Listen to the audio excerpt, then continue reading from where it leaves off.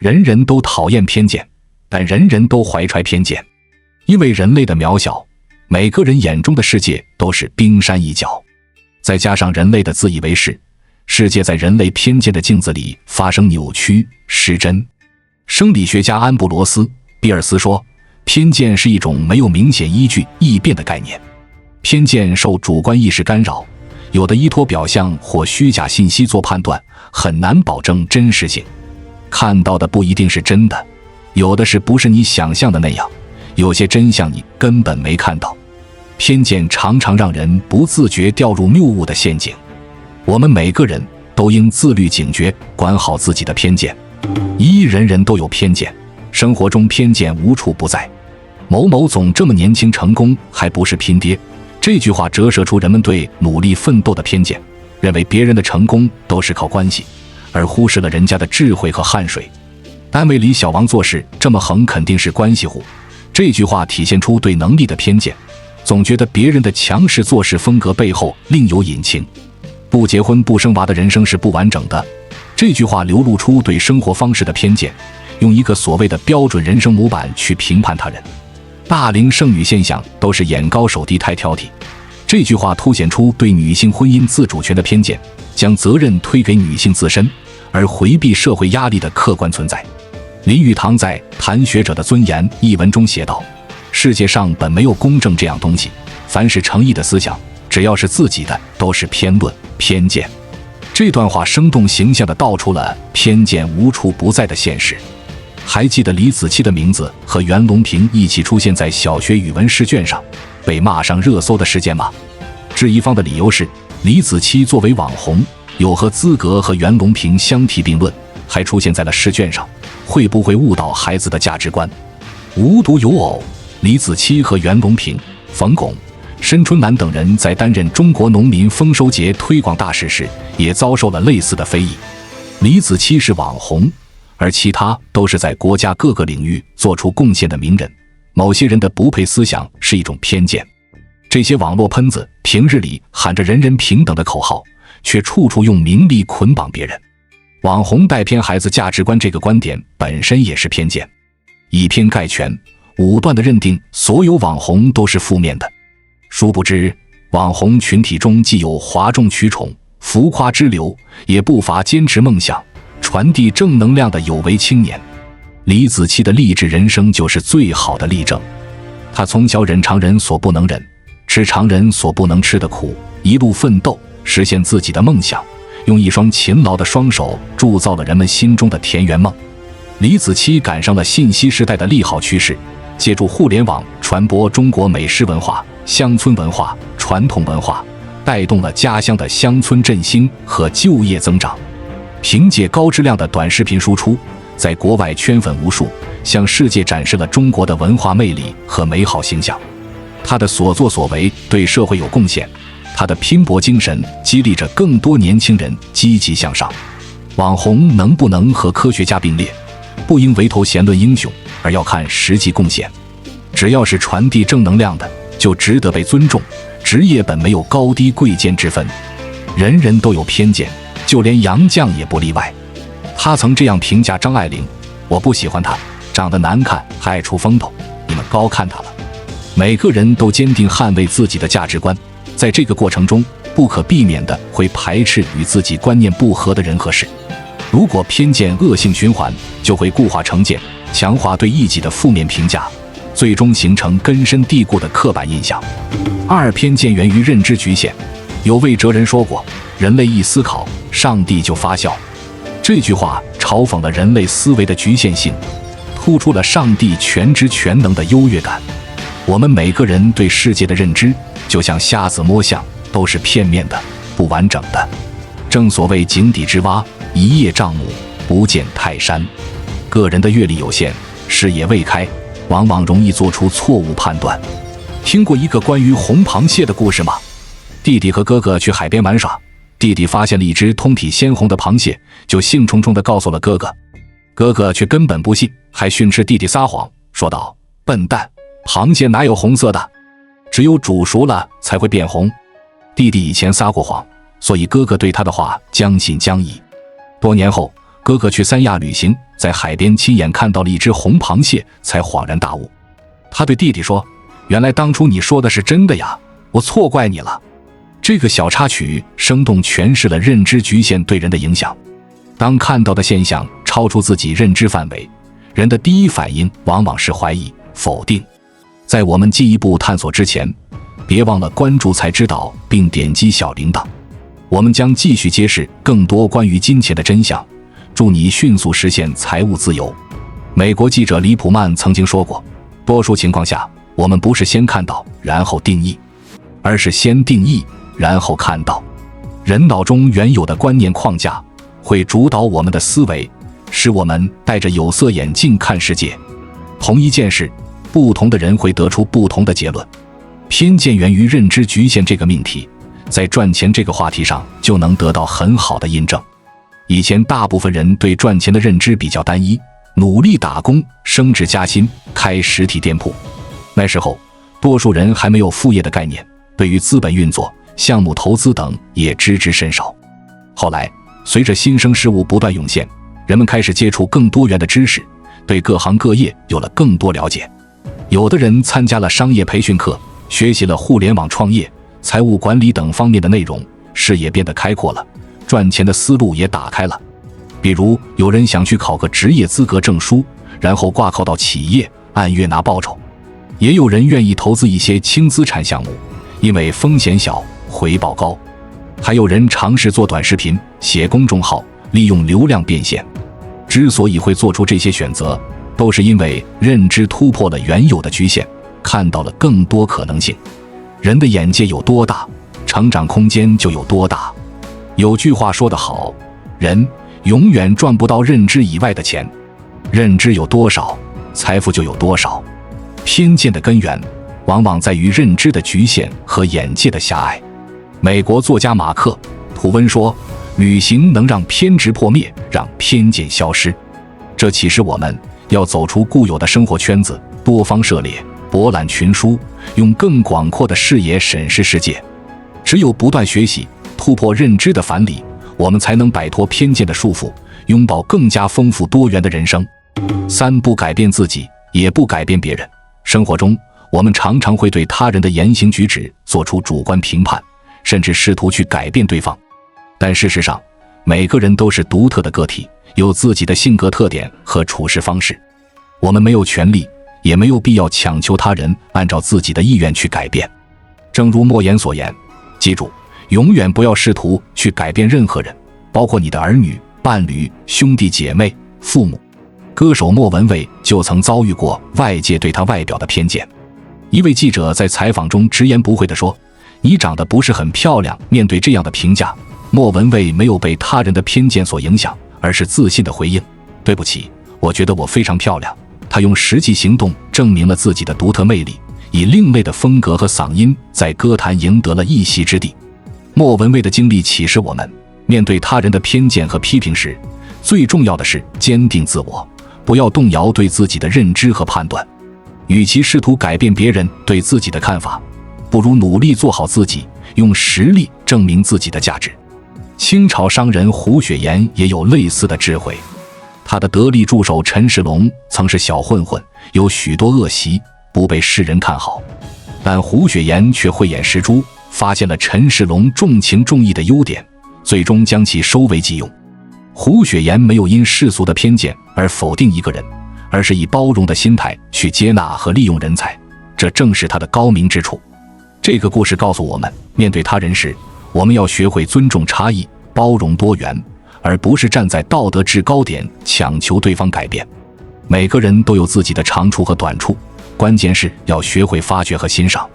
正如泰戈尔所言，把别人的缺点挂在嘴边是一种恶习，别人的优点视而不见更是一种恶习。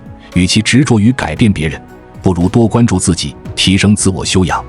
唯有认识到自身的局限，才能更好地包容他人的不同。四，克服偏见是一生的修行。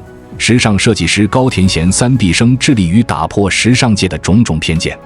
他挑战了当时女性审美的单一标准，设计出飘逸宽松的服饰，展现女性自然多元的美。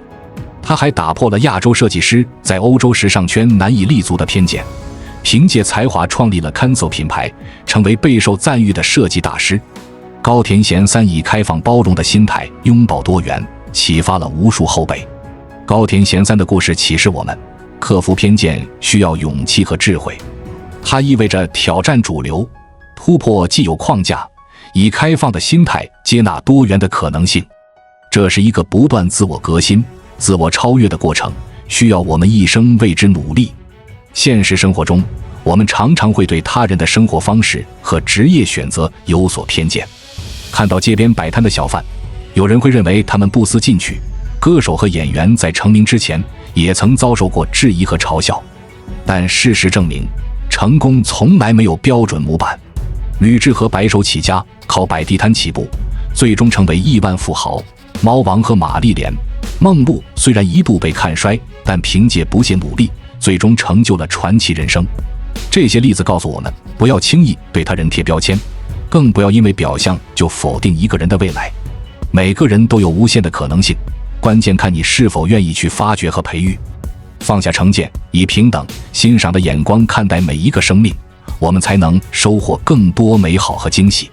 电影《肖申克的救赎》也给了我们很多启示。囚犯布鲁斯在狱中度过50年，假释后却难以适应外面的生活，最终选择自杀。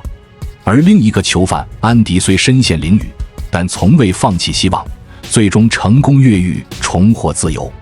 两个人的结局截然不同，关键就在于是否能突破心中无形的枷锁。正如罗伯斯庇尔所言，无形的枷锁比有形的铁链坚固得多，不打碎它，我们就永远也别想真正成功。电影启示我们，最可怕的偏见其实是自己对自己的偏见。当我们把自己局限于某个身份和处境时，我们就失去了改变的可能。反之，当我们勇于打破思维定式，挣脱心中的枷锁时，我们才能重获新生，开创不一样的人生。5. 放下偏见，拥抱多元。克服偏见并非易事，它需要我们不断自我反思，修正认知。与其试图改变别人，不如从改变自己开始。正如甘地所言，你想要改变世界，先改变你自己。只有我们自己率先放下成见，以平等、谦逊的态度对待他人，才能收获他人的尊重和理解。要改变一个人的偏见，需要耐心和智慧。与其对他人说教，不如用自己的言行去影响和感化，让对方感受到你的真诚和善意，了解到不同的可能性，才能让他逐渐放下戒备，敞开心扉。这个过程没有捷径，需要不断的沟通和磨合。生活中，我们要学会欣赏他人的不同，包容差异的存在，非我族类，其心必异。不同的文化背景、成长经历、性格特质，注定了人与人之间的差异性。我们不必苛求对方和自己一样，而是要学会从对方的视角看问题，体谅和理解对方的选择。唯有如此，我们才能建立真正的连结，实现和谐共处。放下偏见，拥抱多元，这需要我们不断学习，拓展视野，完善自我认知。读万卷书，行万里路，接触不同的人和事，我们才能逐渐突破自身局限，构建起更加立体、更加丰富的世界观。从个人到群体，从组织到社会，我们都需要包容和多元。一个没有偏见、充满包容的环境，能让每个人安心做自己，释放天性，实现自我价值。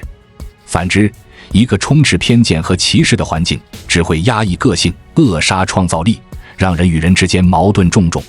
因此，我们每个人都有责任去传递包容和多元的价值观。从身边的小事做起，主动去了解不同的文化，欣赏不同的观点，包容不同的生活方式，用自己的行动去影响更多人，让善意和谅解的种子在人际关系中生根发芽。总之，偏见是人性中的弱点，但我们有能力去识别和克服它。这需要我们坚定自我，学会换位思考，以开放的心态拥抱多元。放下偏见，我们才能看到更加真实立体的世界。放下偏见，我们才能建立更加真诚紧密的连结。放下偏见，我们才能创造一个更加包容、更加美好的未来。让我们从现在做起，从自己做起，向着无偏见的方向不断迈进。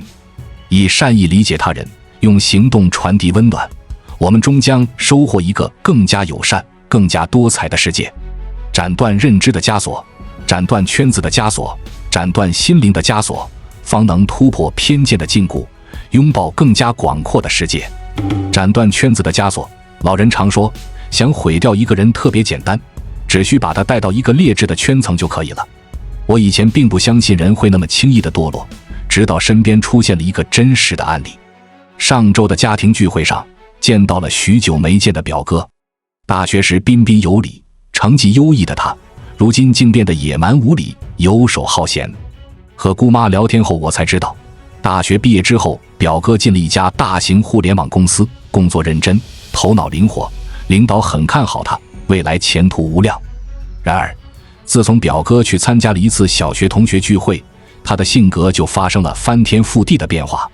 表哥成天和几个无所事事的小学同学厮混在一起，学会了抽烟喝酒，每天通宵打牌，导致上班无精打采，领导安排的工作频频出错，最终被公司开除。失业后，表哥并没有去找工作，而是成天和那群狐朋狗友花天酒地。表哥原本有大好前程，却因为认识了几个游手好闲之徒，未来前程渺茫，一片灰暗。我开始相信，低质量的圈子确实能改变一个人的性格、外貌，甚至是人生。唐代名臣魏征说，立身成败在于所染。诚然，一个人的发展前途往往和圈层的优劣有着极大的关系。胡适在上海求学时，认识了几个酒肉之徒，成天和他们花天酒地，生活颓靡，忘记了求学的初衷。一次，几人喝得酩酊大醉，被巡逻警抓捕，每人罚了5元。胡适身无分文，只能眼巴巴地看着他们交钱离开。他这才意识到，求学期间自己除了学会了喝酒打牌，什么也没学到。后来在同乡程烙亭的帮助下，胡适被赎了出来。胡适痛改前非，远离低质量圈子，和恩师王云武他们一起学习钻研学问。最后他留学进修，成为一代文学家，举世闻名。作家刘墉曾说，人这一生，其实限制你发展的往往不是智商和学历，而是你所处的生活圈。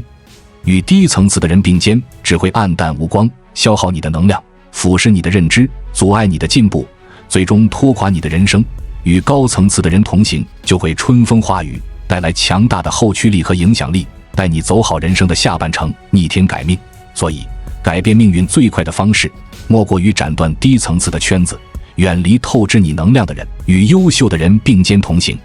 斩断认知的枷锁，认知决定格局，格局决定结局。一个人的认知有多大，他的世界就有多宽广。很多人之所以难以突破自我，根本原因在于认知局限。他们固步自封，满足于现状，不思进取。久而久之，就会形成思维定式，对新事物产生排斥和抵触。这样的人往往容易对他人产生偏见，他们用自己狭隘的眼光看世界，对不符合自己认知的人和事妄加评判，结果把自己困在偏见的牢笼里，失去了成长的机会。要想突破认知局限，首先要勇于走出舒适区，主动接触不同的人和事，多读书，多旅行，多交流，拓宽自己的视野和见识。其次，要学会换位思考，站在他人的角度看问题，不要轻易下定论，而是要倾听不同的声音，尊重不同的观点。唯有如此，我们才能建立起更加全面、客观的认知。